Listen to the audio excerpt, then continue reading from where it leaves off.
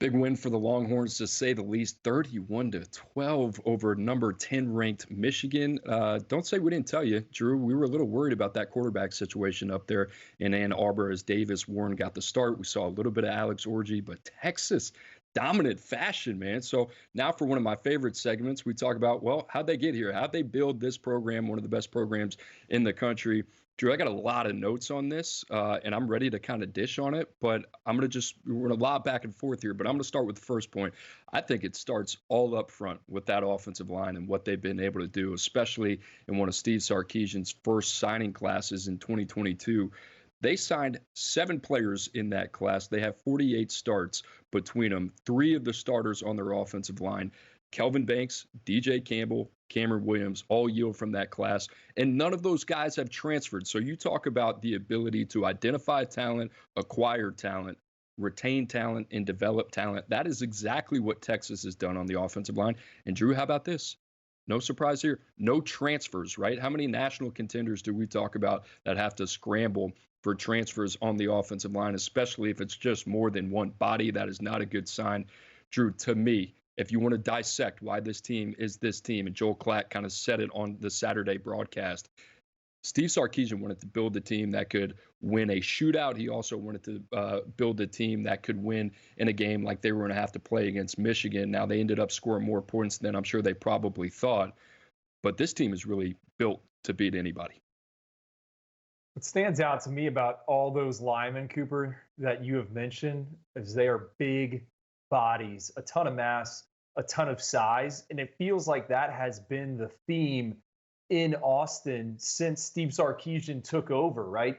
They covet the big body, just like Kirby Smart in Georgia do as well. They're going to go find the biggest individuals they can, and they're going to recruit a ton of them, and they're going to bring them in. They're going to melt them down if they need to, and they're going to get them right. And then it's going to pay off down the line. The fact that you just brought it up, I mean, that foundational class, they're still there. I mean, how many coaches come in year one, try to grab what they can, and then those guys don't end up panning out? It's so vital, and it sets you up. It's almost like hitting on a first-round draft pick, right? You get the 5 stars and Kelvin Banks, DJ Campbell.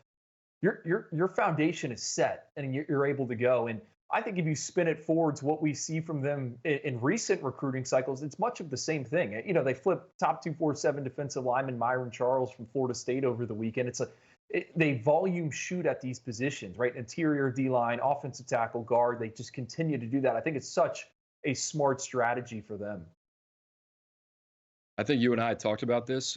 Texas has closed the gap very quickly on Ohio State for maybe the best receiving core in the country. And the way that they have built this, well, they've dominated both the high school ranks and the collegiate ranks as well. You see the job that they have done via high school. You go down the list: Jonte Cook, DeAndre Moore, Ryan Wingo, Ryan Niblett. You got Khalil Lockett, Jamie French, 2 guys that are 5 stars right now per 24/7 Sports via the transfer portal. How about these names? Isaiah Bond, Matthew Golden, Silas Bolden, Amari Nyblack as a pass catcher and a tight end.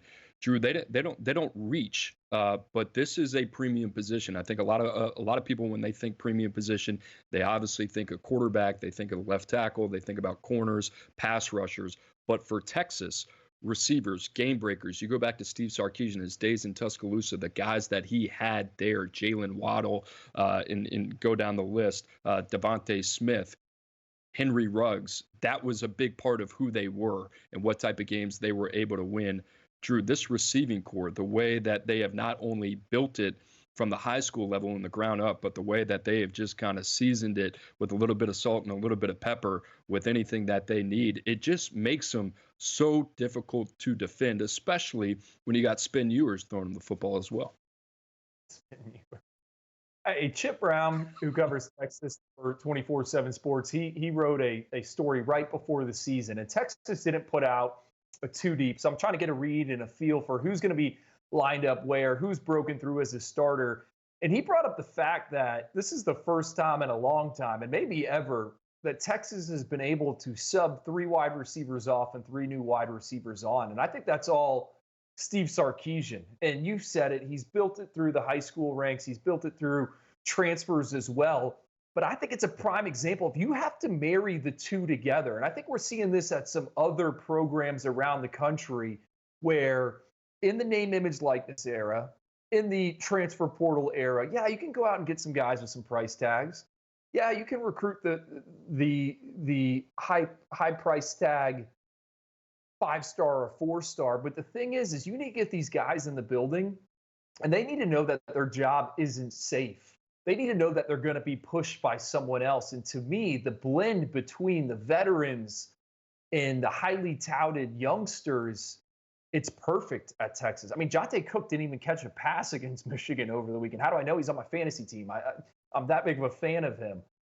Yeah, it's impressive. And the other thing is, I think these wide receivers want to catch passes from not only, what do you call them, spin-ewers?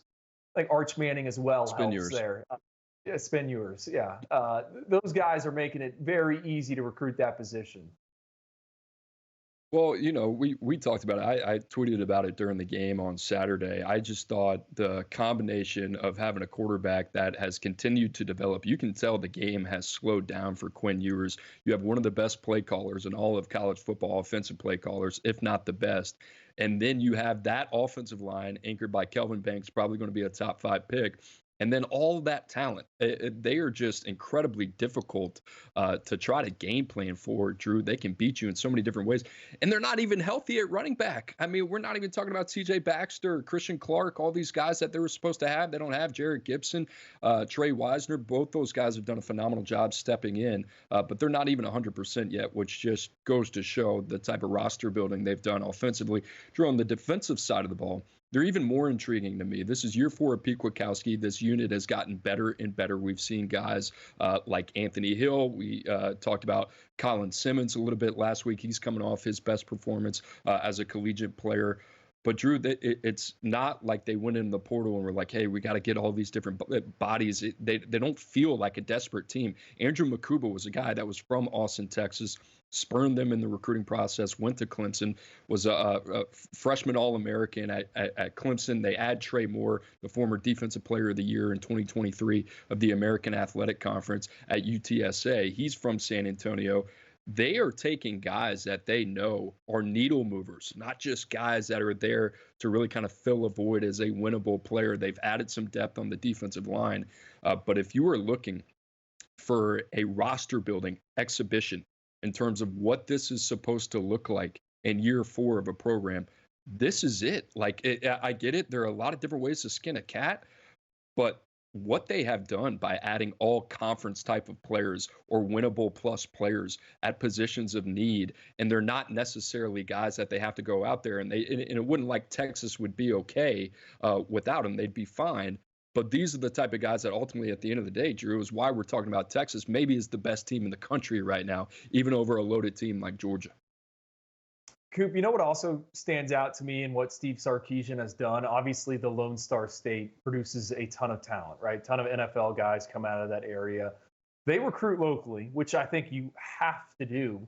But as we've gotten to where we are in terms of player movement and, again, the NIL deals, Texas has kind of crept into some regions where they haven't been in the past. Much like you said, okay, they're going after some transfers here and there.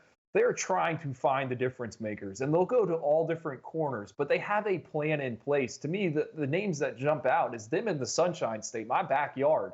Steve Sarkisian came and spoke at a coaches clinic for Sunshine State football coaches this past spring.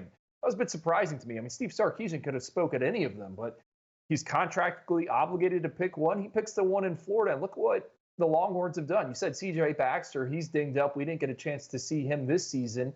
Bright future ahead of him. But Jarrett Gibson, the true freshman running back that scored the first touchdown for them in Ann Arbor, he's a kid that's from Florida. You said Jamie French, who committed to the Longhorns on CBS Sports HQ. He's from the Sunshine State. It just feels like kind of when Urban Meyer was at Florida, right? And they would go and they'd grab different guys and they would come in and they would be difference makers. So I'd also admire that when it comes to how he's constructed this roster. All started with C.J. Baxter going to Texas, big one for Tashard Choice. And Texas right now looks like a team to be reckoned with